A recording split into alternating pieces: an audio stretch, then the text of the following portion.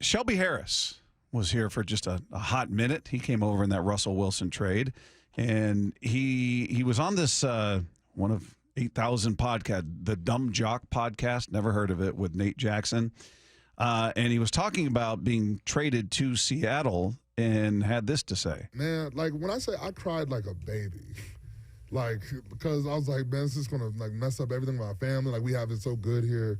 Like, but then also I'm thinking like, I'm getting traded to the purgatory. Like we're about to be trash in Seattle. Like Russ is like, you're not thinking like if you're not in, like Russ is the reason. Like you thought Russ was the reason. So initially not excited, and I get not wanting to uproot. Maybe I don't know if they bought a house out there. I don't know his child situation, or he did. He had some pretty strong roots set there in Denver. So yeah, I get that. Well, and then he was asked if once he got here, if things got better once the season started. No, I'm not even gonna lie. Like no, like it was like Seattle just wasn't.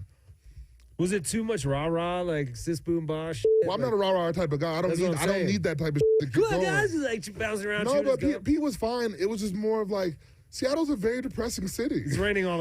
Yeah, like and I'm not even like it's just like from where my head was when I first got there. That like and like the team is fine. There's nothing wrong. Like the team was, all the guys, the coaches, everybody was fine. Like it was just raining, and I think it was nothing that any city I would have went to, other than obviously like a LA, Miami type joint, would have been miserable because just where my head was, like at that time.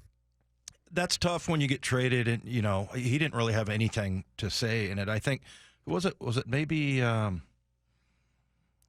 one of the players. I can't remember which one it was. I can't remember if it was Drew Lock or somebody was working out, and they were looking. Noah Fant. Fant was looking up at the crawler and saw on ESPN that he'd been traded. Yeah, he's working out. So yeah, there's no good way to get that. I don't know, man. What I read last night, and I responded colorfully. I'm like, oh, poor guy. He's getting paid more than 1/10 of 1% of people in this country, and playing a game that he's loved since he was a little kid. Yeah, I can understand why he would be, down or whatever. But then when you start to hear it, it's like, okay, yeah. Don't appreciate the negative, comments about the city and about the team and stuff like that. But for him, yeah, it just sounded a little bit different as far as hearing it. But still, yeah, I'm surprised because don't most people love coming here? Well, that was what I was asking you in the email last night. Are we too close to the situation to be objective? We all just assume this is the best place to be, and you got this practice facility on the water. You couldn't ask for a more picturesque place, and seems that they've got all the amenities you could want, and ownership that's not cheap, and they're spending every dollar they've got. They're always up against the salary cap, so and they've been in the playoffs almost every single year. 10 out of 14 years they've been in the playoffs, gone to the Super Bowl once. So, yeah, to us it looks like a paradise. To somebody else, clearly it was not. He talked about it being a depressing city, and, yeah, the team was all right. And it's interesting that he thought, oh, they're going to be trash. Now, he made it sound like, well, because Russell was the reason they were good, now Russell's gone, so we're going to be bad. Mm-hmm. They went to the playoffs when he was here. Right. The Broncos did not. No. Yeah, and so maybe he thought, hey, they had a pretty good thing going defensively in Denver at that point. And, what they really needed was a quarterback there. And it's like, yeah, okay, great, we get Russ. Oh, wait, I'm not here anymore. Yeah. So, and I think having kids and everything. But, no, I think it's a good question to ask, to pose. But, I just think objectively, if you look at some of those, like we read about how – other teams, you have to pay a little bit extra to get your own room on the road.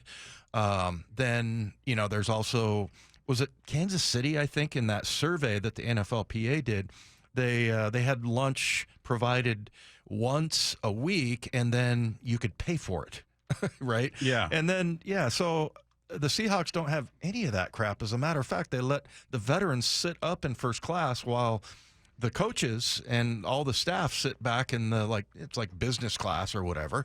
But still, just the way that they treat their players, I don't think that we're brainwashed or anything over that. It's a beautiful facility. They have everything from people telling you what to eat, the trainers, the doctors, everything. It's just first class organization. So he makes it sound like he got traded to the Washington Commanders, 10 years ago. Yeah. When Some it was dysfunctional organization. Yeah.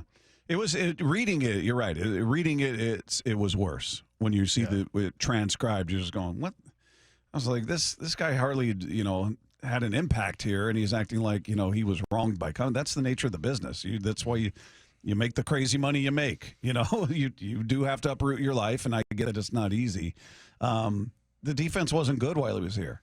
I'm not saying it's because of him. He wasn't a solution. I'll say that. Yeah. He didn't make it better than it was. I mean, the defense was dysfunctional for a couple of years, and I think he had some other comments specifically about the defense not being, like, trying to figure out what was going on. So, it was interesting to hear that because we've heard it. We've seen other players leave here less than pleased. Bobby Wagner, Earl Thomas, Richard Sherman. They've had some parting shots as they've gone out the door. Yeah. Whether it's been at Pete, whether it's been at John, it's usually about management. Yeah, well, but the thing is, it's not going to end well for most guys. I mean, there's one guy who was like an assistant that I still pretty much hate that worked for the Broncos. And then I didn't like Mike Shanahan at all because, I could go into that whole thing about like what I sacrificed and everything, and then he didn't even have me come back and at least compete for a job. I mean, of course I was bitter. Now, Mike Shanahan, 2 years after I left, they won a Super Bowl. So, I mean, I can't maybe he knew what he was doing when he got rid of you. I always say, once they got rid of the dead wood in Denver, they started winning. Seemed like his plan worked. I don't know, Dave. So, I mean, what am I going to say? Yeah, that sucks. But, it's just it's a crappy situation for guys when they're not in control, or that you tell them, hey, you're just not really worth it anymore. It's brutal. And that's kind of why, that I talk about the agent thing and how that's a buffer, and I think that's pretty universal. But some people disagree. But yeah, it's a tough business. But still, I was like, hey man, at least I just want a chance. And I remember I went and tried out for a couple of teams, and went to workouts and stuff like that. But yeah, it's a tough one emotionally because you grow up with this your whole life.